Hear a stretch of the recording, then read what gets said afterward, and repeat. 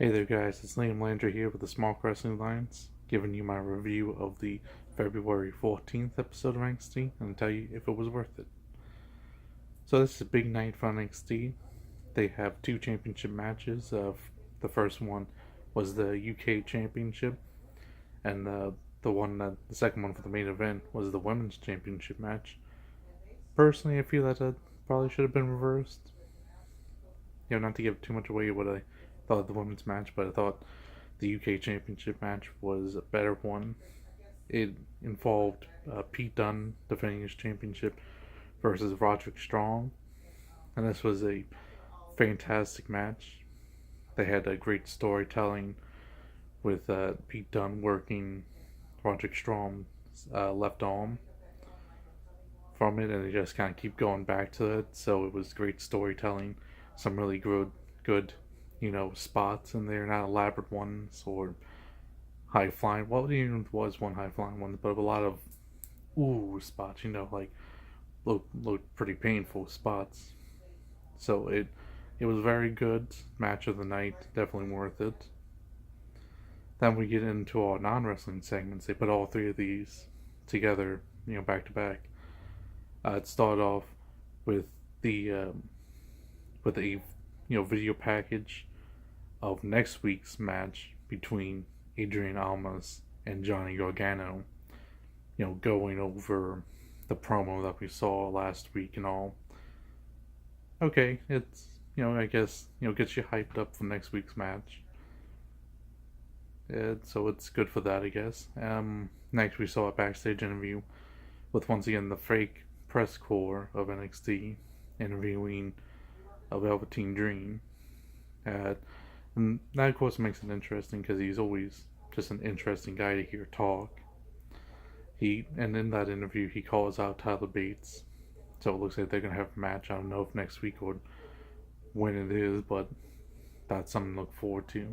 They should have a great match together. Aleister Black comes out, cuts a promo, says that he's going to focus all his attention on the championship, but then out comes Killing Dane. So it looks like they're not going to really focus his attention because he's going to have to go against Killing Dane next. As Killing Dane comes out to the ring and says, I'm going for the championship.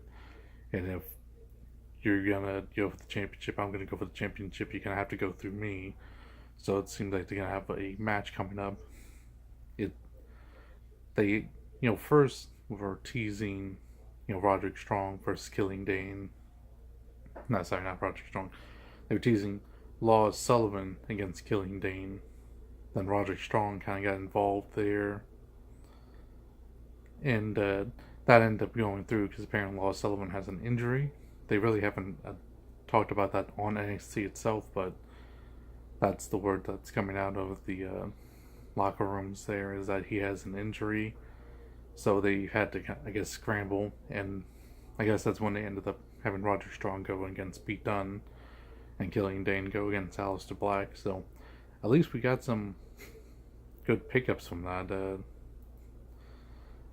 For them, working on the fly, basically. They did a really good job.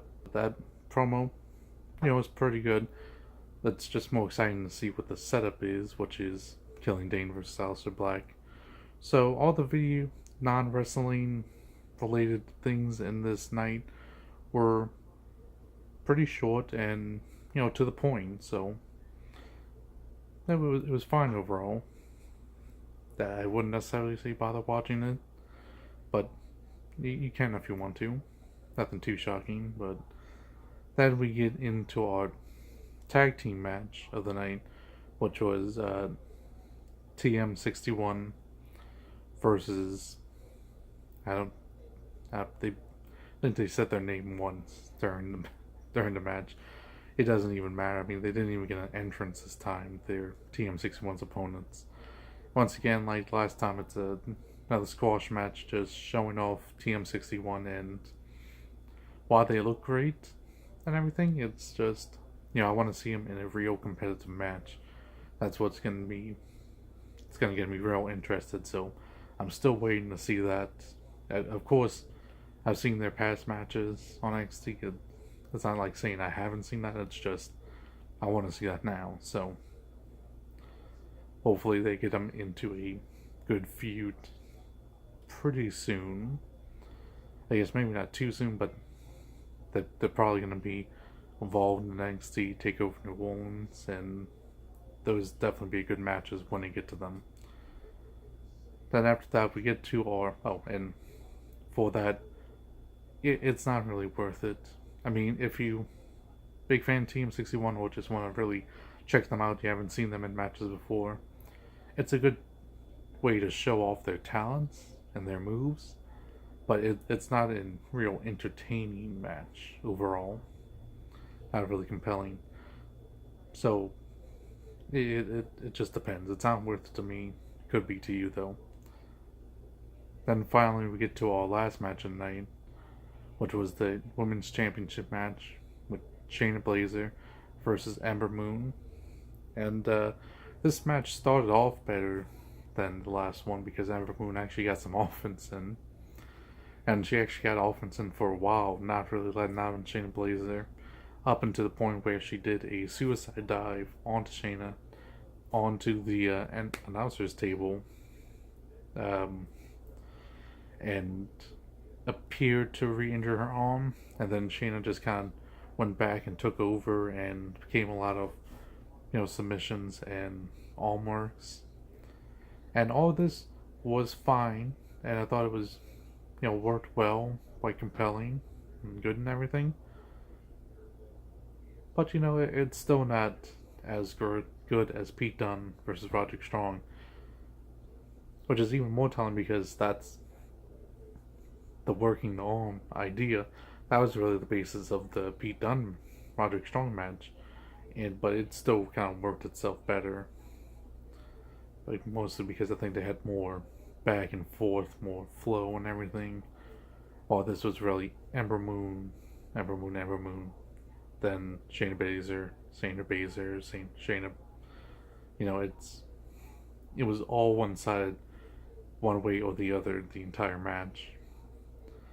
Then we didn't even get a real ending to it because as Shayna's attacking Ember outside the ring,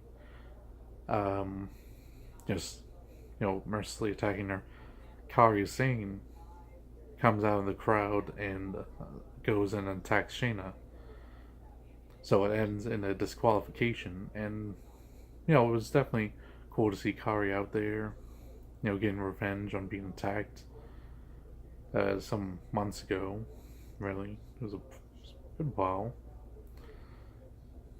and that was cool and all. It's just, you don't normally want to see matches end in outside interference, especially when it's not, I guess, story driven. I mean, it's still kind of story driven, but it's not as Ember was a heel, and it's kind of different when you see that. It's like Ember the face getting saved by another face, and I don't know. It's a little weird, but I think the chemistry between Ember and Shayna is improving. And now Kairi Sane's in the mix. I don't know if they're gonna have a triple threat match, but I think it can definitely really be good. I think this one was better than their last match, so I think they're just gonna keep getting better from here. So overall, definitely the UK Championship match was really good. Definitely worth it. The Women's Championship match, I would say worth it. Not as good as the UK Championship match, but it was still worth the watch and was good and all. The tag team match, it just depends on if you've never seen TM61 or you're just a real big fan of TM61, then that's the only reason I would say to really watch it or care about it. Other than that, just a squash match. So overall, this was a real good night, and I would say the NXT overall was worth it. So until next time, see ya.